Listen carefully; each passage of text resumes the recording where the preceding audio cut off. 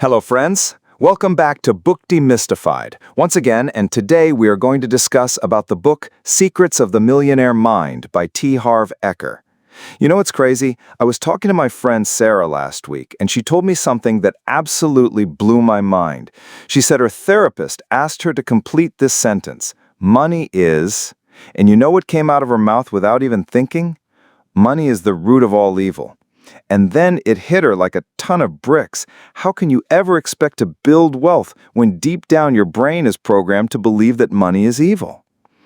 This is exactly the kind of mental sabotage that keeps millions of Americans stuck in financial mediocrity, even when they desperately want to be wealthy. We're walking around with these invisible mental programs running in the background, programs that were installed when we were kids, and they're quietly sabotaging our financial success every single day. It's like trying to drive to California while your GPS is set for New York. No matter how hard you press the gas pedal, you're never going to reach your destination. What if I told you that your financial results have almost nothing to do with your knowledge about money, your education level, or even your current circumstances? What if the real reason some people effortlessly attract wealth while others struggle their entire lives comes down to something much simpler and more fundamental, the way their minds are programmed to think about money and success? Today, we're diving deep into the revolutionary insights of Harv Eker, a man who went from zero to millionaire and then lost it all, only to rebuild it again using the exact mental strategies we're about to explore. We're going to uncover the hidden mental programming that's either driving you toward wealth or keeping you trapped in financial struggle. We're going to learn how to identify and eliminate the toxic money beliefs that are sabotaging your success. And more importantly, we're going to discover how to install new programming that will literally rewire your brain for financial abundance. By the end of our time together, you're going to understand why your thoughts about money are creating your financial reality. And you're going to have the specific tools to transform your mental blueprint from poverty consciousness to millionaire mindset. So settle in, because what we're about to explore could completely revolutionize your relationship with money and success. Eker's journey to understanding the millionaire mind started with a harsh reality check. Here was a guy who had all the business knowledge, all the motivation, and all the drive in the world, but he kept failing over and over again. Sound familiar? How many of us have read every financial book, taken every course, listened to every podcast about building wealth, but we're still struggling financially? That's when Eker had his breakthrough moment. He realized that success isn't just about what you do, it's about who you are. More specifically, it's about how your mind is programmed to think about money, success, and your own worthiness to receive wealth. He discovered that we all have what he calls a financial blueprint, a preset program in our subconscious mind that determines our financial destiny. Think about it like this. You know how your smartphone comes with default settings? Well, your mind came with default settings too, except these settings weren't chosen by Apple or Google. They were programmed by your parents, teachers, society, and every money-related experience you had before you turned 7 years old. And here's the kicker. Most of us are walking around with poverty programming, and then we wonder why we can't build wealth. Let me give you a real-life example of how this plays out. I know a woman named Jennifer who makes 6 figures as a software engineer in Silicon Valley. On paper, she should be wealthy, right? But every time she starts building up some savings, something happens. Her car breaks down, she has a medical emergency, or she suddenly develops an irresistible urge to take an expensive vacation. It's like she has this invisible financial thermostat that keeps her stuck at a certain level of wealth. That's exactly what Eker discovered. We all have a financial thermostat set to a certain temperature, and no matter what we do consciously, our subconscious mind will always bring us back to that set point. If your thermostat is set for $50,000 a year and you suddenly start making $80,000, your subconscious will find a way to sabotage you back down to your comfort zone. But here's the beautiful part. Just like a real thermostat, you can reset it. Eker identified the 3 primary ways our financial blueprint gets programmed. First is verbal programming, what you heard about money when you were growing up. If your parents constantly said things like, money doesn't grow on trees, or we can't afford that, or rich people are greedy, guess what? that programming is still running in your head today, quietly sabotaging your financial success. I remember growing up, every time there was a wealthy person on TV or in the news, my grandmother would make some comment about how they must have stepped on people to get there, or how money changes people for the worse. I didn't realize it at the time, but she was programming me to believe that wealth and being a good person were mutually exclusive. No wonder I felt guilty every time I tried to make more money. The second way we get programmed is through modeling, what you saw regarding money when you were young. If you watched your parents fight about money, stress about bills, or work jobs they hated just to pay the rent, your subconscious mind recorded that as, this is what money does to people. If you saw wealth associated with stress, conflict, or unhappiness, your subconscious mind will resist creating wealth to protect you from that pain. The third programming source is specific incidents, what you experienced around money. Maybe you were embarrassed as a kid because you couldn't afford the same clothes as your classmates. Maybe you watched your family lose their house in a financial crisis. Maybe you were told you were being greedy for wanting expensive things. These emotional experiences create powerful associations that continue to influence your financial behavior decades later. Here's what's fascinating about this programming. It's mostly unconscious. You're not walking around thinking, I believe money's evil, so I'm going to sabotage my success. Instead, your programming shows up in subtle ways. You procrastinate on important financial tasks. You undercharge for your services. You make impulsive purchases that derail your savings goals. You sabotage opportunities that could increase your income. Your conscious mind wants wealth, but your subconscious mind is programmed for struggle. This is why positive thinking alone doesn't work. You can say affirmations all day long, but if your deeper programming is set for poverty, those affirmations are like trying to plant flowers in concrete. They might sprout temporarily, but they won't take root and grow. You need to first remove the concrete, the limiting beliefs and negative programming before you can plant new seeds of wealth consciousness. Eker discovered that wealthy people think fundamentally differently about money and success. It's not just that they have more money. They literally have different thought patterns, different beliefs, and different mental frameworks for understanding wealth. And here's the revolutionary part. These thought patterns can be learned and installed in anyone's mind, regardless of their background or current circumstances. Let me share one of the most powerful distinctions Eker discovered. Poor people focus on obstacles, while rich people focus on opportunities. When faced with a challenge, poor people ask, "Why is this happening to me?" Rich people ask, "How can I use this to grow and learn?" When they see a problem, poor people see a roadblock. Rich people see a business opportunity. Look at what happened during the COVID pandemic. While many people saw it as a disaster that destroyed their financial plans, others saw it as the opportunity of a lifetime.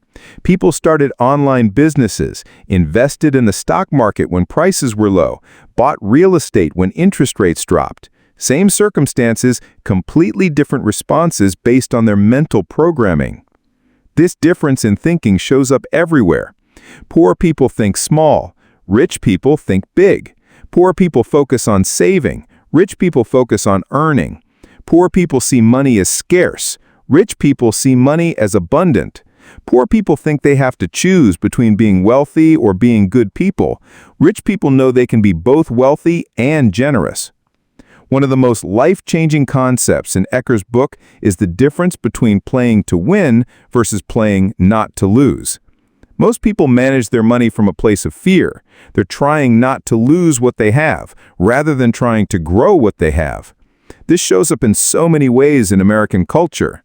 We park our money in savings accounts, earning practically zero interest because we're afraid of losing it in the stock market. We stay in jobs we hate because we're afraid of losing the security, even though that security is often an illusion. Rich people, on the other hand, focus on growing their wealth.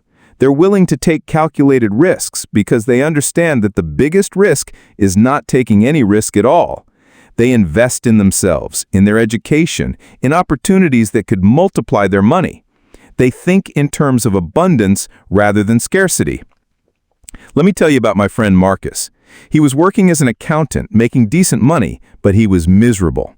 He had this idea for a mobile app that would help small businesses manage their finances, but he was terrified to leave his stable job.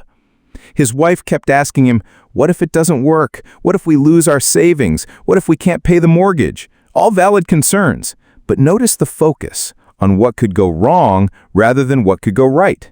Finally, Marcus shifted his thinking. Instead of asking, "What if I fail?" he started asking, "What if I succeed beyond my wildest dreams?" Instead of focusing on the risk of losing his job, he focused on the opportunity to create something that could impact thousands of businesses. Instead of playing not to lose, he started playing to win.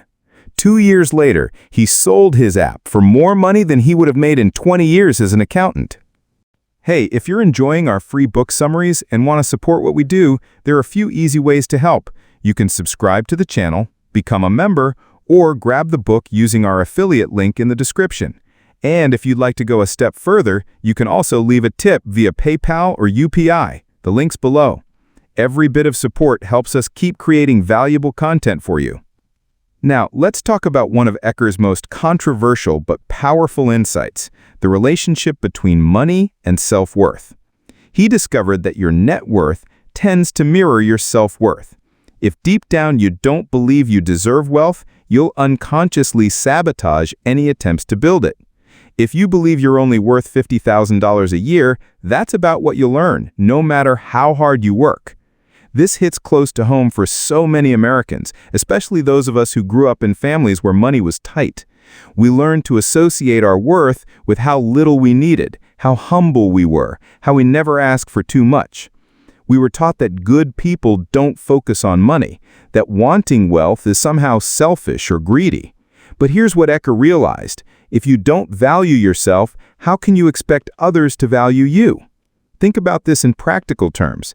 If you don't believe you're worth $100 an hour for your services, you'll probably charge $50. If you don't believe you deserve a promotion, you won't ask for one.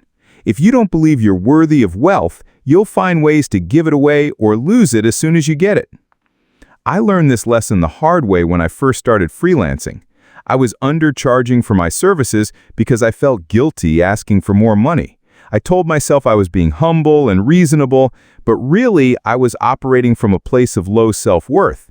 It wasn't until I started working on my money mindset that I realized I was actually doing my clients a disservice by undervaluing my work. When I raised my prices to reflect my true value, not only did I make more money, but my clients started taking me more seriously and getting better results. Eker also discovered that wealthy people have a completely different relationship with problems and challenges. Poor people avoid problems or complain about them. Rich people solve problems and get paid for it. Every business, every fortune, every success story is essentially someone getting paid to solve problems for other people. Look at any billionaire and you'll see this pattern. Jeff Bezos got wealthy by solving the problem of convenient shopping. Bill Gates got wealthy by solving the problem of user-friendly computing. Oprah Winfrey got wealthy by solving the problem of meaningful entertainment and inspiration. The bigger the problems you're willing to solve, the more money you can make. This completely reframes how you should think about challenges in your life and career. Instead of asking, "Why do I have to deal with this problem?" start asking, "How can I get really good at solving this type of problem?" Instead of avoiding difficult situations, start looking for ways to add value by solving problems that others can't or won't solve. One of the most practical insights from Eker's work is about the relationship between money and commitment. He found that wealthy people are absolutely committed to being wealthy, while poor people want to be wealthy but aren't truly committed to it. There's a huge difference between wanting something and being committed to it. When you want something, you'll take action when it's convenient, when you feel like it, when the circumstances are right. When you're committed to something, you'll take action no matter what. You'll do whatever it takes for as long as it takes until you achieve your goal. Commitment is what separates the dreamers from the achievers. Think about the difference between someone who wants to lose weight and someone who's committed to losing weight. The person who wants to lose weight will try different diets, maybe join a gym, but they'll quit when it gets difficult or when they don't see immediate results. The person who's committed to losing weight will change their entire lifestyle, find a way to exercise even when they're busy, and keep going until they reach their goal. The same principle applies to building wealth. Most people want to be wealthy, but they're not committed to it. They want the results of wealth, but they're not willing to pay the price in terms of changing their thinking, their habits, and their actions. True commitment means you'll do whatever it takes, learn whatever you need to learn, and become whoever you need to become to achieve your financial goals. Eker identified several specific ways that wealthy people think differently about money that you can start applying immediately. First, wealthy people believe, I create my life, while poor people believe, life happens to me. This isn't just positive thinking. It's about taking responsibility for your financial results instead of blaming external circumstances. Second, wealthy people focus on opportunities while poor people focus on obstacles. When faced with a challenge, wealthy people ask, how can I turn this into an opportunity? Poor people ask, why is this happening to me? Same situation, completely different mental focus, completely different results. Third, wealthy people associate with positive, successful people, while poor people associate with negative or unsuccessful people. This isn't about being snobby, it's about understanding that you become like the people you spend the most time with. If you're constantly around people who complain about money, make excuses for their financial situation, or believe that wealth is impossible or immoral, their thinking will influence your thinking. Fourth, wealthy people are willing to promote themselves and their value, while poor people think negatively about selling and promotion. In America, we have this weird cultural hang-up about self-promotion. We think it's bragging or being pushy. But here's the reality. If you don't promote yourself and your value, who will? How can you expect to be wealthy if you're not willing to let people know what you have to offer? Fifth, wealthy people are bigger than their problems, while poor people are smaller than their problems. When wealthy people face challenges, they grow to meet those challenges. When poor people face challenges, they shrink and feel overwhelmed. The size of your problems is directly related to the size of your thinking. Let me share a story that perfectly illustrates this principle. Sarah Blakely, the founder of Spanx, had an idea for footless pantyhose, but she had no business experience, no connections in the fashion industry, and only $5,000 in savings. Most people would have looked at those obstacles and given up before they started. But Blakely focused on the opportunity, not the obstacles. She spent 2 years developing her product, faced countless rejections, but never gave up. Today, she's worth over $1 billion. One of the most practical aspects of Eker's philosophy is his emphasis on financial habits. He discovered that wealthy people manage their money very differently than poor people. It's not just about how much money you make, it's about what you do with the money you make that determines your financial future. Wealthy people have what Eker calls money management systems. They automatically divide their income into different buckets for different purposes. They pay themselves first by setting aside money for investments and wealth building before they pay any bills. They have separate accounts for necessities, for fun, for education, for giving, and for long-term financial freedom. Poor people, on the other hand, have usually one account where all their money goes in and all their money comes out. They pay everyone else first and then try to save whatever's left over, which is usually nothing. They don't have systems for managing their money, so their money manages them. Here's a simple but powerful system that Eker recommends. Every time you receive money, divide it into 6 different jars or accounts. 55% goes to necessities, rent, food, transportation, basic living expenses. 10% goes to long-term savings for spending. This is money for larger purchases like a car, vacation, or down payment on a house. 10% goes to education, books, courses, seminars, anything that increases your earning ability. 10% goes to investments, stocks, real estate, business opportunities that will grow your wealth over time. 5% goes to play, fun money that you can spend on anything you want without guilt. And 5% goes to giving, charity, helping others, contributing to causes you care about. This system works because it automates good financial behavior. You don't have to rely on willpower or discipline. The system forces you to save, invest, learn, and give. Most importantly, it ensures that you're always paying yourself first instead of hoping there will be something left over at the end of the month. But here's what's really powerful about this system. It changes your identity. When you consistently set aside money for investments, you start thinking of yourself as an investor. When you consistently set aside money for education, you start thinking of yourself as someone who invests in their growth. When you consistently set aside money for giving, you start thinking of yourself as a generous person. Your financial habits shape your financial identity, and your financial identity determines your financial results. Eker also discovered that wealthy people think in terms of net worth, while poor people think in terms of working income. Most Americans are focused on their salary, how much they make per hour, per month, per year. But wealthy people focus on their net worth, the total value of their assets minus their liabilities. This shift in focus changes everything. When you focus on working income, you're essentially trading time for money, and there's a limit to how much time you have. When you focus on net worth, you start thinking of ways to make money work for you instead of just working for money.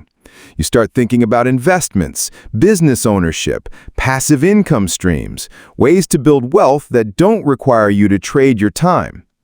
Let me give you a practical example. Let's say you make $60,000 a year at your job. If you focus on working income, you might try to get a raise to $70,000. That's great, but you're still trading time for money. If you focus on net worth, you might take some of that $60,000 and invest it in stocks, real estate, or a side business that could generate passive income. Over time, that passive income could grow to replace your working income entirely. One of the most eye-opening concepts in Eker's book is his explanation of the money game. He realized that most people don't even know they're playing a game, let alone understand the rules. Poor people play the financial game not to lose. They focus on security, stability, and avoiding risk. Rich people play the financial game to win. They focus on growth, opportunity, and calculated risk-taking. The problem with playing not to lose is that you can't win that way. You might avoid losing in the short term, but inflation, taxes, and the rising cost of living will slowly erode your purchasing power over time. Playing not to lose is actually a losing strategy disguised as safety. Playing to win means understanding that building wealth requires taking intelligent risks, not gambling or speculation, but calculated risks based on research, knowledge, and sound judgment. It means investing in appreciating assets instead of just parking money in low-interest savings accounts. It means investing in yourself and your ability to earn more money. It means being willing to bet on yourself and your ideas. This doesn't mean being reckless or irresponsible. Wealthy people take calculated risks, not stupid risks.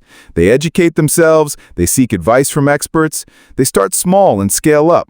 But they understand that the biggest risk in today's economy is not taking any risk at all. Think about someone who keeps all their money in a savings account earning 1% interest while inflation is running at 3%. They think they're being safe, but they're actually losing 2% of their purchasing power every year. Meanwhile, someone who invests in a diversified portfolio of stocks, historically earning 7 to 10% annually, is actually building wealth over time. Another crucial insight from Eker is the importance of what he calls wealth files, specific ways of thinking that wealthy people have programmed into their minds. One of the most important wealth files is the belief that you can have both wealth and happiness. Many people have been programmed to believe that you have to choose. You can either be wealthy or you can be happy, but not both. This limiting belief shows up in so many ways. People feel guilty about wanting more money because they think it makes them greedy or materialistic. They sabotage their financial success because they're afraid wealth will change them or damage their relationships. They stay stuck in financial mediocrity because they believe that's more noble or spiritual than being wealthy. But here's what Eker discovered. Money simply amplifies who you already are. If you're a generous person, having more money will make you more generous. If you're a selfish person, having more money might make you more selfish. But money itself is neutral. It's not good or evil. It's just a tool that can be used for good or evil depending on the person using it. Some of the most generous, kind, and positive people I know are also very wealthy. They use their wealth to help others, to support causes they care about, to create jobs and opportunities for other people. Their wealth allows them to make a bigger positive impact on the world, not a smaller one. Eker also found that wealthy people are excellent at managing their thoughts and emotions around money. They don't let fear, guilt, or shame drive their financial decisions. They've learned to recognize and interrupt negative thought patterns before they can sabotage their success. For example, when faced with a potential investment opportunity, poor people often let fear dominate their thinking. They focus on what could go wrong, worst-case scenarios, all the reasons why it might not work. This emotional state makes it almost impossible to make good financial decisions. Wealthy people, on the other hand, have learned to manage their emotional state. They acknowledge fear. Fear is a natural human emotion, but they don't let it control their decisions. They gather information, analyze the opportunity objectively, and make decisions based on facts and probabilities rather than emotions and fears. This emotional mastery extends to all areas of money management. Wealthy people don't make impulsive purchases based on emotions. They don't avoid difficult financial conversations. They don't procrastinate on important financial tasks. They've trained themselves to act from logic and strategy rather than react from emotion and impulse. As we near the end of our exploration of Eker's revolutionary insights, let's talk about how you can start rewiring your own financial blueprint starting today. The first step is awareness. You need to identify the specific limiting beliefs and negative programming that are sabotaging your financial success. Pay attention to your automatic thoughts and reactions around money. When you think about being wealthy, what comes up? Excitement or guilt? Hope or fear? When you see successful people, do you admire them or resent them? When you face financial challenges, do you look for opportunities or make excuses? Your automatic responses will reveal your current programming. The second step is interruption. Once you become aware of limiting thoughts and beliefs, you need to consciously interrupt them before they can influence your behavior. When you catch yourself thinking, "I could never afford that," immediately replace it with, "How could I afford that?" When you catch yourself thinking, "Money is hard to come by," replace it with, "There are unlimited opportunities to create wealth." The third step is installation. You need to consciously install new empowering beliefs about money and success. This requires repetition, emotion, and consistency. You can use affirmations, visualization, or simply conscious choice to reinforce new ways of thinking about wealth. But here's the key. Your new programming needs to be backed up by action. You can't just think your way to wealth. You need to act your way to wealth. Start managing your money like a wealthy person would. Start investing in your education and skills. Start looking for opportunities instead of obstacles. Start associating with positive, successful people. Remember, your current financial results are a direct reflection of your current financial programming. If you want different results, you need different programming. The beautiful thing is that you have the power to choose your thoughts, your beliefs, and your actions. You can literally rewire your brain for financial success. Eker's work proves that wealth isn't about luck, connections, or circumstances. It's about mindset. When you understand and apply the mental strategies of wealthy people, when you install the same programming that creates millionaires, you inevitably get similar results. The blueprint is available to anyone willing to do the inner work necessary to transform their relationship with money. Your financial future isn't determined by your past programming. It's determined by the new programming you choose to install starting right now. The Millionaire Mind isn't reserved for a lucky few. It's a learnable skill set that anyone can develop with the right knowledge and consistent application. The question isn't whether these principles work. Eker and thousands of his students have proven that they do. The question is whether you're ready to do what it takes to rewire your brain for financial success. Your millionaire mind is waiting to be activated. What are you going to do about it?